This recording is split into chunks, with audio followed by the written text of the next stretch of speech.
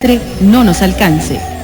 Buenas tardes para todas y todas, bienvenidos y bienvenidas al programa Información a todo riesgo, que todos los viernes de 4 a 5 de la tarde nos acerca a los temas sobre la gestión de riesgo de desastres. Buscamos contribuir a conciliar la relación del hombre con su entorno y lo hacemos bajo un lema: para que el desastre no nos alcance. Muy buenas tardes, Nilsa. Saludos, Adelfo, saludo también a nuestros oyentes.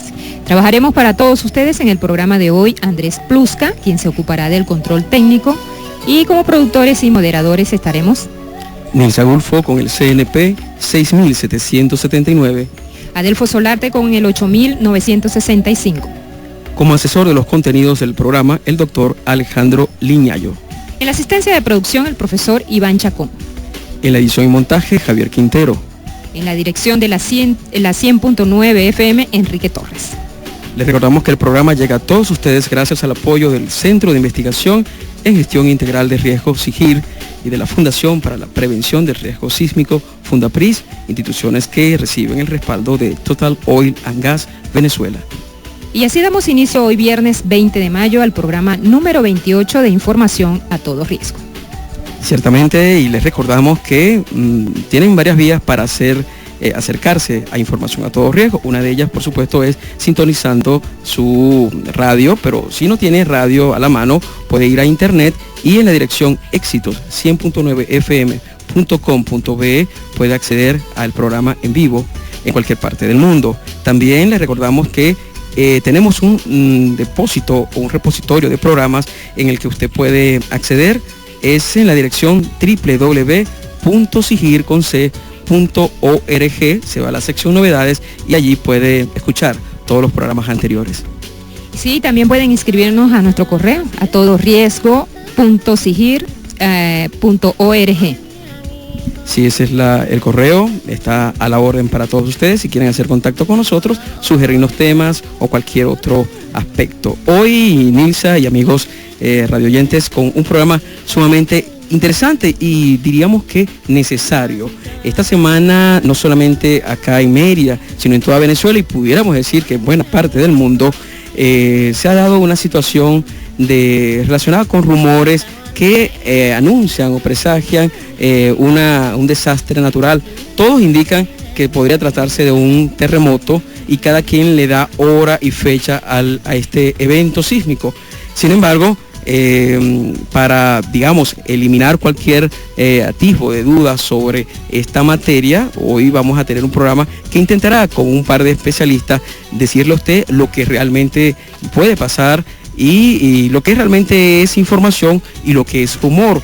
La idea de nosotros, Nilsa, aquí es apartar dentro de todo lo que es información cierta y lo que es rumor. Esa es la naturaleza del programa y está impulsada precisamente por toda esta situación. Ahora, sin más preámbulo, ¿verdad? Vamos a pasar a nuestra primera sección. Con los especialistas. Sí, Adelfo, con los especialistas, como dijiste anteriormente, tenemos dos invitados. El primero de ellos es el doctor Raúl Esteves. Él es físico, sismólogo, perteneció a la primera promoción de la Universidad Patricio Lumumba de Moscú, en la extinta Unión Soviética, donde se graduó de físico. En principio se interesaba por la cosmología y la relatividad general. Años después hizo la maestría y el doctorado en la Universidad de Stanford, en Estados Unidos, y empezó a estudiar sismología, ciencia de los terremotos y el manejo de desastres. Es miembro de la Fundación Don Luis Zambrano. Actualmente es profesor jubilado de la Facultad de Ciencias de la Universidad de los Andes, forma parte del equipo de investigadores del SIGIR y dirige el proyecto investigativo Gestión Comunitaria de Riesgo en zonas rurales, en la comunidad del Vallecito. Sí, junto al doctor Raúl Esteves, gran amigo y ya consecuente invitado también, al igual que Jaime Lafalle, que es nuestro segundo invitado. Él es licenciado en física, posee una maestría en estadística aplicada, realizada en el Instituto de Estadística Aplicada y Computación de la Universidad de los Andes, también un curso especial para preparadores de matemática dictado en ese mismo departamento. Ha sido coordinador del Laboratorio de Geofísica de la ULA, presidente de la Fundación para la Prevención del Riesgo Sísmico, Fundapris, miembro de la directiva de esta fundación. Ha emprendido una gran cantidad, tal vez sea uno de los especialistas que más ha hurgado sobre la historia sísmica de los Andes y sobre todo de Mérida y de la ciudad de Mérida, y autor de innumerables publicaciones y artículos científicos. Así que tanto el doctor Raúl Esteves como al estimado amigo Jaime Lafalle, gracias por estar aquí y ayudarnos a desentrañar este tema. Vamos primero, denos un minutito para ponernos en contexto. Esta semana, decíamos, Nilsa, que circuló por internet, por las redes sociales, un mensaje incluso atribuido a la Fundación Venezolana de Investigaciones Sismológicas, Funvisis, que es el ente que en Venezuela se encarga de todo lo que tiene que ver con el tema sísmico, de los terremotos. Bueno, dicho mensaje informaba a los venezolanos del desplazamiento de una de las placas tectónicas al norte del país, en el Mar Caribe, decía este mensaje. Además decía que iba a tener un efecto negativo en buena parte de los estados, inclusive los andinos, la zona occidental, el Zulia, Nueva Esparta, es decir, prácticamente todo el país, y recomendaba incluso este mensaje que se distribuyó en redes como Twitter, en Facebook, en los mensajes de texto, se envió a muchas personas, y inclusive mandaban a las personas a que se aprovisionaran ante lo que venía. Algunos le dieron inclusive fecha a este fenómeno, hablaban que este 21, es decir, este sábado 21 de mayo, sería esa gran hecatombe, esa gran catástrofe. Pero fíjense, tanto Nilsa como nuestros invitados, no es solamente en Venezuela que se produjo este rumor. Estuvimos revisando y hace apenas unos días, el 11 de mayo, en la ciudad de Roma, también hubo un fuerte pánico. Inclusive aquí tenemos registros del Diario de la República de Perú que dice: profecía sobre terremoto provoca pánico en Roma, y los romanos, también temerosos, algunos salieron de la ciudad, en este caso haciéndose eco de unas predicciones del famoso sismólogo autodidacta Raffaele Vendandi, quien había predicho un presunto terremoto para la ciudad de Roma. También en otras ciudades, en Guayaquil, también revisando en internet, encontramos que los medios de comunicación daban espacio a los especialistas para que aclararan la presunta falsedad de rumores sobre terremotos en ese país, en Ecuador, igual en Colombia, igual en México. Es decir, hay toda una suerte de situación generada, ¿no? Funvisis, Nilsa, tú tienes por allí la respuesta oficial. Sí, cuando tú decías que el falso aviso en las redes sociales era de Funvisis, precisamente la organización Funvisis envió un comunicado donde definitivamente desmintió todo lo que se decía, y hablaba que la Fundación Venezolana de Investigaciones Sismológicas, Funvisis, desmiente los rumores que se han propagado acerca de lo que se puede producir un sismo en los próximos días. La Fundación no ha emitido ninguna comunicación ni información vía mensaje de texto ni correos electrónicos, lo que quiere decir que se desmintió totalmente todos esos rumores que se lanzaron por las redes sociales. Sí, y sin embargo, aquí estamos para agregarle más aclaratoria a esta situación. Bueno, escuchado esto, este larguísimo preámbulo, comencemos con el doctor Raúl Esteves. Doctor, una pregunta salta a la vista porque todos dan fecha, hora y lugar. La primera pregunta, aunque ya sabemos que la hemos hecho en este programa, pero la necesidad de información nos obliga. ¿Se puede predecir con la certeza que algunos han mencionado un terremoto de gran magnitud? Buenos días, buenas tardes, Adelfo y Mirta. Gracias por la invitación. Sí, a mí lo que siempre me ha sorprendido de estas cosas es cómo la gente todavía reacciona ante todos estos avisos pseudocientíficos o algunas veces simplemente mentirosos, pues. En el caso de Venezuela, este personaje jamás formó parte de la Fundación Funvisis y está hablando a nombre. Eso es casi un delito, diría yo, penal. Se vende como jefe de redacción de la Fundación Venezolana de Investigaciones Sismológicas. Tal Darío Rodríguez Lugo. Sí, eso es un delito, o sea, es falso totalmente. En caso de que exista, ¿no? Sí, lo más ese probable personaje, ¿no? Y entonces, y la gente todavía pues cree en esas cosas y no procura información en los sitios más calificados que tienen competencia en la materia. Yo suelo muchas veces ni siquiera responder a estas cosas porque imagínate, cualquier loco, es sabido desde hace mucho tiempo que a los locos les encantan los desastres y el fin del mundo. Eso es un tema predilecto, ¿no? Mira, la predicción de terremotos sigue siendo, yo diría, el santo grial de la sismología, pues el tema de investigación más importante, y sigue siéndolo. Ahí uno se mueve entre dos extremos, ¿ves? Entre la gente que dice que está prediciendo, o sea, que asume que ya son predecibles los terremotos, y los que afirman que son impredecibles, que no hay manera de predecirlo. La verdad es que simple y llanamente no disponemos todavía de los conocimientos y los recursos tecnológicos como para hacer predicciones fiables, sistemáticas, pero el tema se sigue, es motivo de investigación muy seria en muchísimos países. No solamente sigue siendo motivo de investigación, es motivo de investigación, sino que inclusive hay sendos programas y sendos consejos nacionales. Cuál es el caso de Estados Unidos, de China, de Japón, de Rusia sobre todo, que tienen Consejo Nacional para la Evaluación de Predicciones Sísmicas, en el caso de los Estados Unidos, que evalúa y tiene normas de qué cosas se evalúan, o sea, cuáles son las condiciones mínimas que debe tener en consideración una predicción. Hay programas desde los años 60, inclusive programas nacionales de reducción de la amenaza sísmica, que incluía como uno de sus principales objetivos la predicción de terremotos.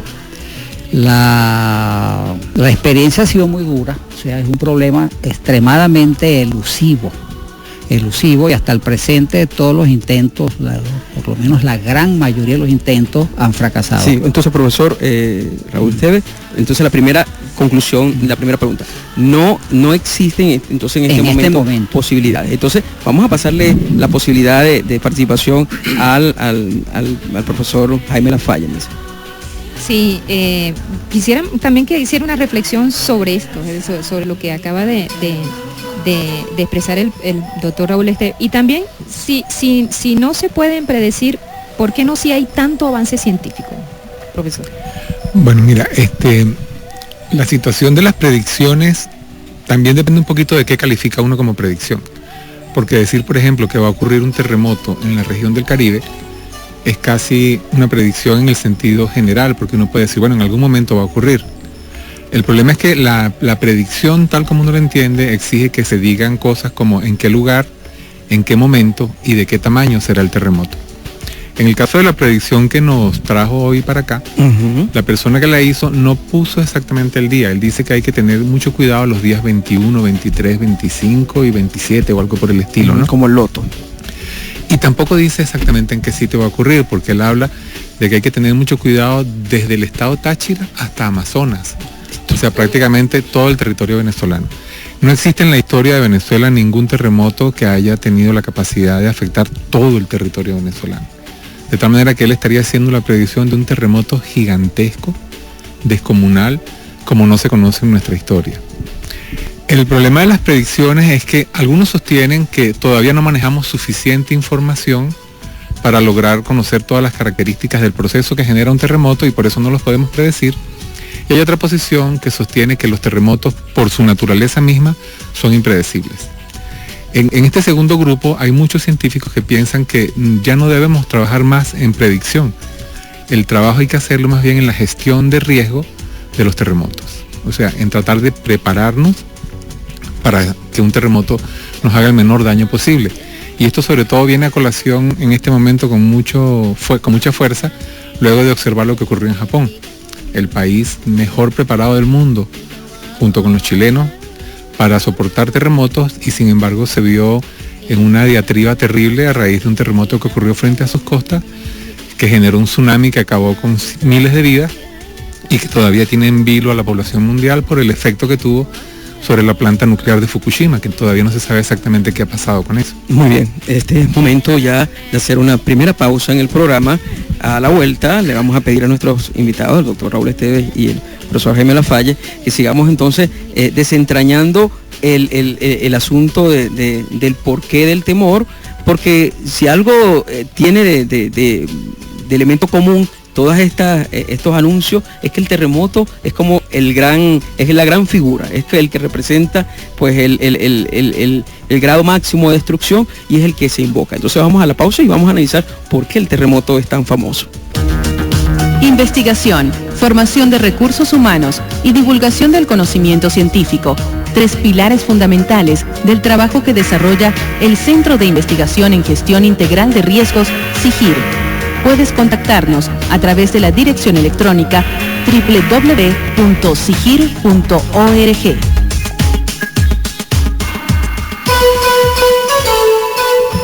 Bien amigos, continuamos en información a todo riesgo. Hoy, viernes 20 de mayo, estamos en nuestro programa número 28, por cierto, y estamos tratando el tema de los rumores que tienen como telón de fondo la ocurrencia de un terremoto. Y dejamos precisamente a nuestros invitados la pregunta de por qué cuando se habla de cataclismo, de catástrofe, de situaciones desastrosas, en los aspectos religiosos, en los aspectos esotéricos, etcétera, pues quien sale a figurar es el terremoto. El profesor Jaime. Bueno, mira, quizás el terremoto salga a relucir rápidamente en la mente de todo el mundo, en parte por razones históricas y en parte por lo impactante que es un terremoto. Hay muchos fenómenos que hacen daño, pero como a largo plazo, como en cámara lenta, como la sequía, por ejemplo. Pero el terremoto es un fenómeno que tiene un impacto brutal porque ocurre en cuestión de segundos y viene acompañado de muchos otros fenómenos que son también muy impactantes. Yo creo que quizás el terremoto es el único que supera a las guerras como gran dañador de la civilización humana. Por ejemplo, tú tienes cosas como el terremoto de 1707 en Japón. Fue un terremoto tan grande, que a él está asociado la última erupción del volcán Fujiyama. El terremoto que ocurrió en Indonesia en el año 2004 vino acompañado del mayor tsunami que uno se puede imaginar. Más de 225.000 muertos.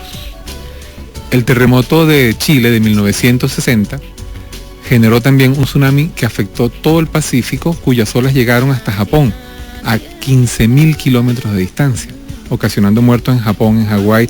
Hubo un barco en las costas de California que resultó metido casi 1 kilómetro dentro de la costa por efecto de las olas de ese tsunami.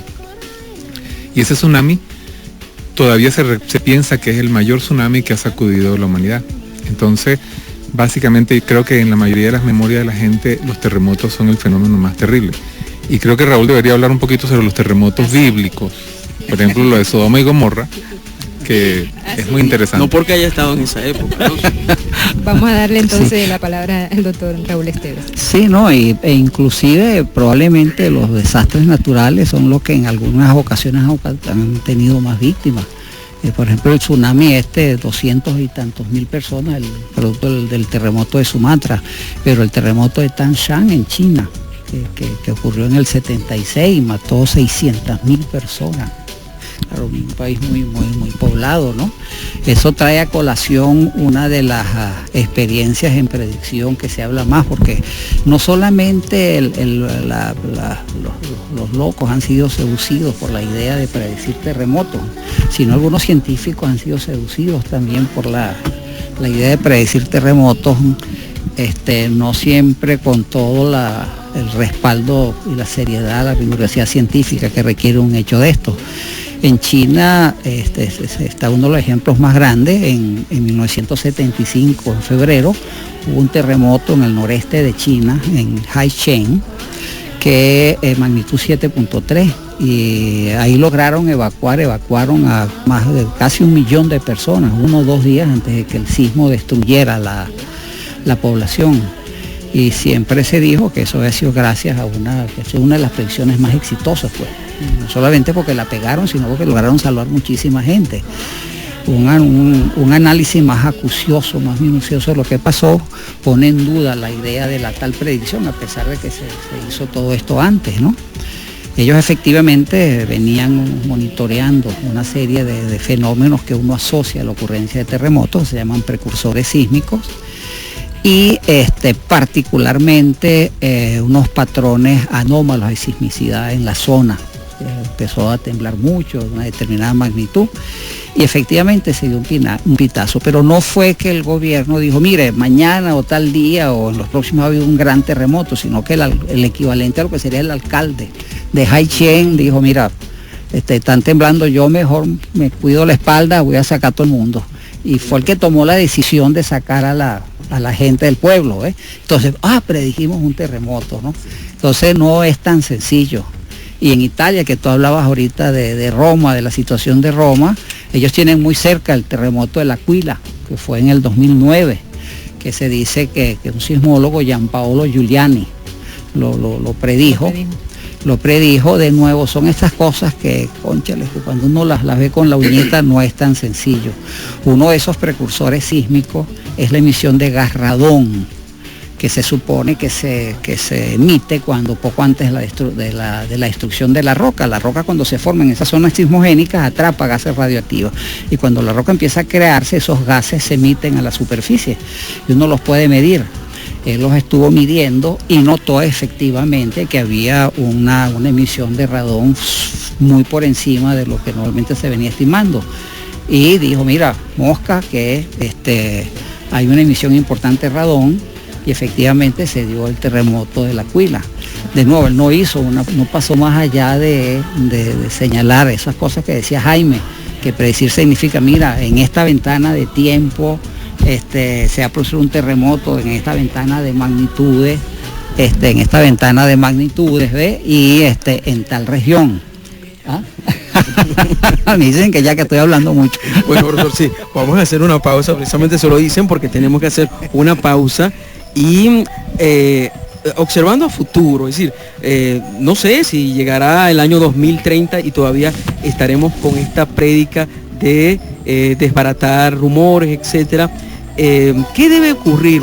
En el próximo segmento vamos a analizar desde el punto de vista científico qué se asoma en el panorama científico, desde el punto de vista técnico, tecnológico, de recursos humanos, que pueda por lo menos sembrar posibilidades de que en el futuro podamos, si no predecir con exactitud, por lo menos tener unos elementos de mayor adelanto frente a al fenómeno de los terremotos que, como vemos, siguen causando mucha inquietud en la población. Entonces vamos a la pausa y regresamos con más de información a todo riesgo. Hay hombres y mujeres voluntarios que exploran los rincones más recónditos de los Andes en busca de signos, señales de movimientos del planeta. Ellos son el equipo que le da vida a Fundapris, la Fundación para la Prevención del Riesgo Sísmico. En Fundapris hacemos de la investigación una herramienta preventiva.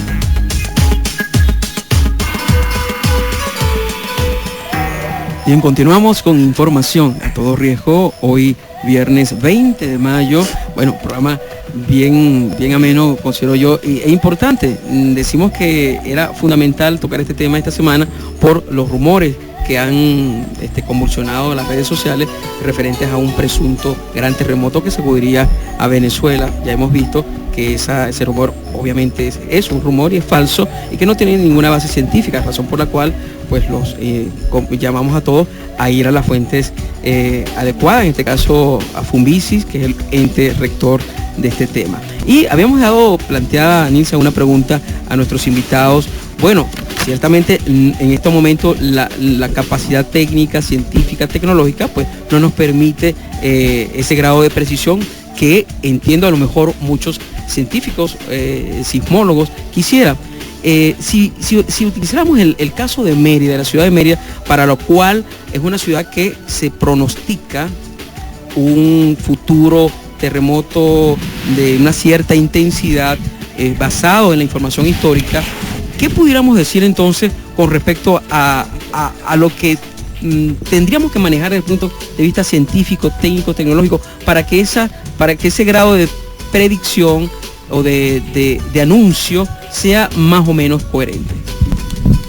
Yo le voy a dar el micrófono a Jaime, que es el más indicado para responder, pero solo quería insistir en algo que planteó Jaime, que a pesar de que los sismólogos, el interés académico por la predicción sigue siendo importantísimo, se trabaja muchísimo en esa área, no se avisora en el corto plazo una salida sistemática a esto, ¿no? Y que lo que está planteado más bien son medidas de otra índole. Si quisiéramos en lo práctico actuar, medidas de mitigación, de prevención, porque no creo que la salida esté pronta. Sin embargo, hay algunas formas de predicción muy gruesas y muy bien fundamentadas, de las cuales le va a hablar Jaime.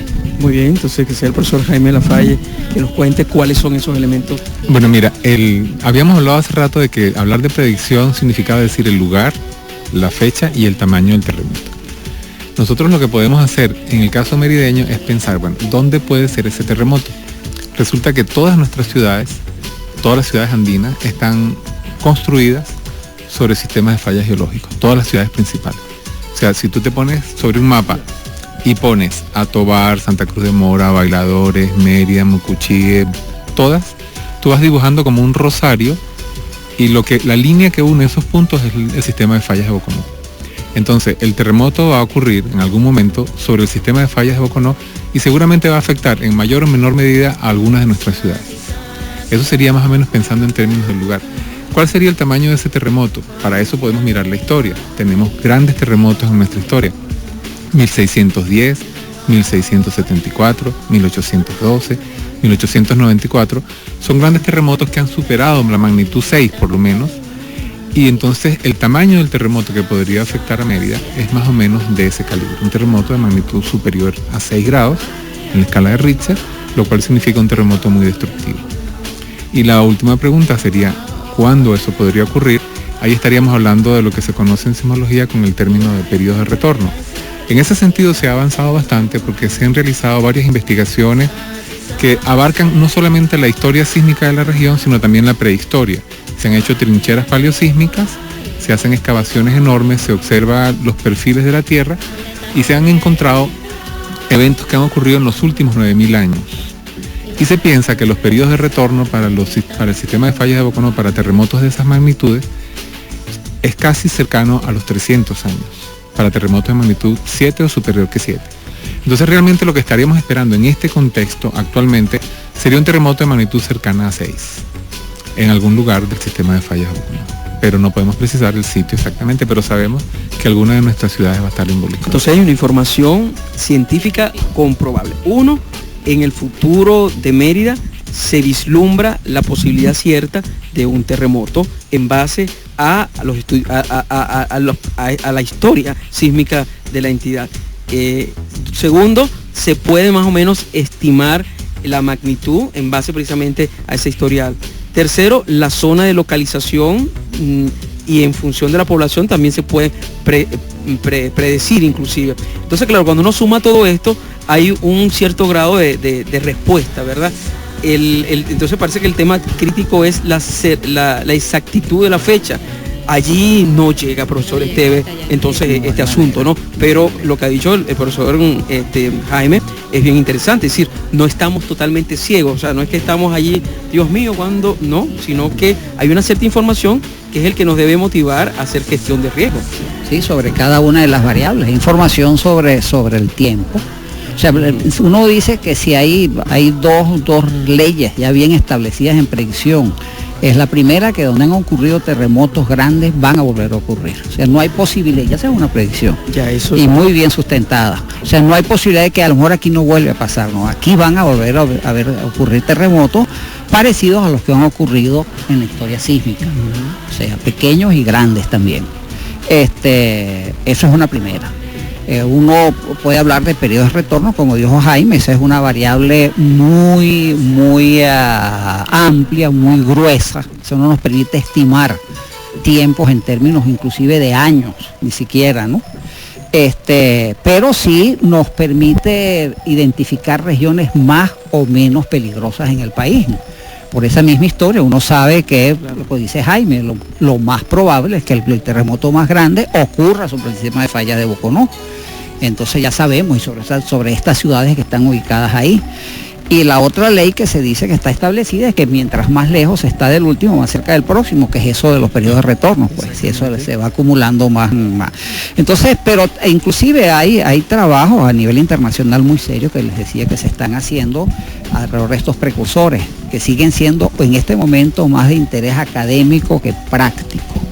Eso en la práctica ahorita lo que tiene sentido es pensar un poquito en la preparación y en la mitigación, o sea, tener el convencimiento de que aquí van a ocurrir terremotos grandes, que hace bastante tiempo que no hay. El último terremoto importante fue en 1894, hace más de un siglo, pero todavía estamos un poco lejos de los periodos de retorno. Eso no quiere decir que no puedan ocurrir. En muchas de estas cosas también tiene la gente que entender que uno tiene que hablar probabilísticamente. La probabilidad mayor es que ocurra aquí, la probabilidad más alta es que ocurra en tal periodo, en tal ventana de tiempo. Inclusive cuando se exige una predicción rigurosa, se exige que además de dar esos datos se dé la probabilidad de que ocurra. O sea, yo predigo que va a haber un terremoto en tal sitio, tal día, tal hora. Bueno, ¿con qué nivel de probabilidad de certeza lo digo? Y tengo que poner a disposición los datos a partir del cual y la metodología que yo utilicé y que es una metodología que se puede hacer reproducible en cualquier parte. No es que eso solamente ocurre en Mérida y no en otra parte, ¿ves? Tiene que cumplir una serie de patrones que es lo que uno llama método científico. Eso no solamente es válido para la predicción, sino para cualquier acto científico. Sí. Y bueno, en vista de la información que han aportado nuestros dos científicos, tenemos que hablar de recomendaciones. Decía que se está dando una información, ambos tendrían que dar recomendaciones a la población. Estamos oyendo una conversación basada en investigaciones, basada en información que ustedes perfectamente manejan. ¿Cuál es la recomendación para la población? Ese llamado a la calma, esa forma de minimizar todas estas tensiones que existen. Bueno, mira, yo pienso en particular que la población, a pesar de que no debe creer en estos rumores, debería irse preparando, como si esta clase de rumores pudieran ser ciertos. O sea, tenemos la certeza de que va a ocurrir en algún momento un terremoto sobre el sistema de falla de Ocono y que va a afectar nuestra ciudad. Entonces, ponerse a especular si va a ocurrir el año que viene o dentro de 10 años o dentro de 100 años, no tiene ninguna efectividad. Hay que pensar que ese terremoto pudiera ocurrir hoy o pudiera ocurrir mañana y vivir un poco pensando en que eso puede pasar. Y hay que estar preparados. Hay que, por lo menos en nuestros hogares, cumplir las normas mínimas de preparación para casos de terremoto. Siempre. O sea, no es cuestión de salir ahorita corriendo a comprar agua potable y a comprar leche y a comprar diablitos y enanos de peroles. Eso no sirve como eso no sirve. Todas esas medidas compulsivas no sirven. Pero hay que estar preparado. Hay que ir pensando con calma, poco a poco, qué tengo yo que saber para poder soportar un evento de esta naturaleza. ¿Dónde puede conseguir esa información? Esa información se puede conseguir. Ahorita hay un sitio mundial para conseguir información que se llama Internet. Todo el mundo se conecta a Internet, todo el mundo chismea por Internet, todo el mundo tiene teléfono celular, Twitter, Facebook. En todos esos sitios se consigue información sobre qué hacer en caso de terremoto. Es un problema, hay también mucha información muy mala, pero es un problema de lógica, analizarla un poquito. Incluso si uno analiza con cierta lógica el comunicado que enviaron, uno se da cuenta que hay demasiadas cosas malas allí que no tienen sentido. Y uno podría pensar este rumor es falso porque tiene muchos errores, muchas falsedades que se detectan simplemente con un poquito de lógica. Claro, y referirse a instituciones que uno sepa que son instituciones científicas serias. Aquí está Funvisis, que la dirección es muy sencilla, es funvisis.gov de gobierno.be, la www. Está el SIGIR, que ya tú has mencionado varias veces, el www.sigir.org. Está el laboratorio de geofísica, ¿ok? Que es tiene su dirección también en la universidad, pues creo que es el GULA, ¿no? Es en celeste.cien.ula.be. Muy bien. Y si no se refieren, pues los teléfonos del laboratorio de geofísica son 240-1338, 240-1338 el de geofísica, y el de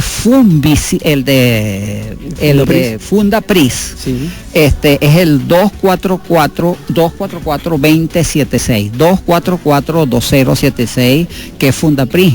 Pueden dirigirse ahí cuando tengan alguna duda, pues. Sí. Ya llegamos al final, Adelfo.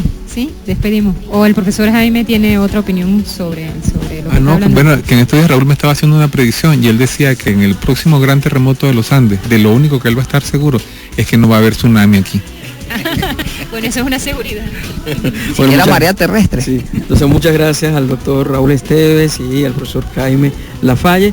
Ambos tenemos en Mérida la suerte de contar con personas como ustedes, que tal vez no hayan muchos en otros estados del país como para sacarnos de estas angustias, cuando por la internet precisamente y por las redes sociales circulan estos rumores que, a ver, no hablan mal de nosotros como personas, como ciudadanos, porque ya vimos que hasta los romanos han caído en la desesperación, pero sí nos lleva a reflexionar sobre dónde buscar información cierta, y aquí tuvimos hoy mucho de eso. Así que gracias por estas orientaciones. Vamos a hacer una última pausa y al regresar, pues con unas informaciones finales acá en Información a Todo Riesgo. Mérida ya cuenta con un laboratorio de tecnologías de información geográfica aplicadas a la gestión de riesgo. Investigadores, profesores y estudiantes pueden acceder de forma gratuita a imágenes satelitales de la región y del país, modelos cartográficos y mapas actualizados, acudiendo a la sede de la carrera de Manejo de Emergencias y Acción contra Desastres del IUTE. Esta es otra iniciativa del Centro de Investigación en Gestión Integral de Riesgos, CIGIR.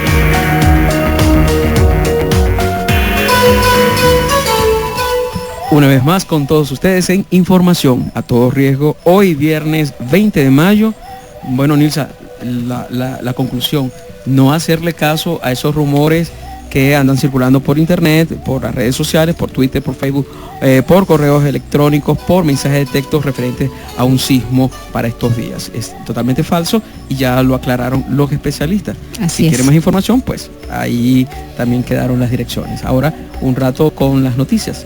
Sí, fue noticia esta semana. Una primera información nos dice que la ONU pide usar escuelas de albergue solo por 10 días. Esta nota está fechada el 14 de mayo en Tegucigalpa, Honduras, y está disponible en http://m.elheraldo.hn. Las inundaciones son el denominador común de la mayoría de los países latinoamericanos. Las temporadas de lluvia en la región son cada vez más intensas y el uso de los centros educativos como albergue es casi inevitable. Partiendo de esa realidad, la Organización de las Naciones Unidas, ONU, en la tercera sesión mundial de la Plataforma de Reducción de Riesgos de Desastres en Ginebra, Suiza, hizo un llamado a las autoridades de los países de la región a respetar el estándar recomendado por los expertos de habilitarlos por un plazo prudente de 10 días y no usar las escuelas como acopio por más de un mes. Además, incitó a los gobiernos a la revisión física de las edificaciones de las escuelas y hospitales estatales a fin de reducir considerablemente los riesgos de un desastre mayor en la atención de masas a personas, ya sea damnificado o que necesiten de asistencia médica. La historia registra que un 80% de los centros educativos son utilizados como albergues durante una emergencia de gran magnitud y, aunque la ONU reconoce que es una medida aceptable, insistió en que se deben contar con las medidas mínimas de seguridad para sus albergados. Una segunda noticia nos dice que autoridades venezolanas impulsan comités locales de gestión de riesgos. Esta es una noticia disponible en www.elnacional.com. La Dirección Nacional de Protección Civil y Administración de Desastres, en coordinación con el Ministerio de las Comunas, impulsa la creación de comités locales de gestión de riesgo en las comunas en construcción en Venezuela. Landy Rodríguez, director del Centro Nacional de Prevención y Atención de Desastres, aportó la información antes de participar en la reciente teleconferencia internacional de gestión de riesgo y atención de desastres efectuada en Puerto La Cruz, estado Anzoátegui. Rodríguez comentó que el objetivo es capacitar a las comunidades para actuar de manera segura ante eventos adversos con el apoyo de los organismos de prevención. El funcionario recalcó que se intenta hacer que las comunidades aprendan a convivir con los riesgos. El riesgo nunca va a desaparecer, hay que mitigarlo, por eso vamos de la mano con la capacitación de las comunidades y todas las políticas de mitigación que adelanta el gobierno. Una tercera noticia nos habla de que analizaron el futuro sostenible de Mérida desde la visión de la gestión de riesgos. Esta noticia fechada el 12 de mayo acá en la ciudad de Mérida.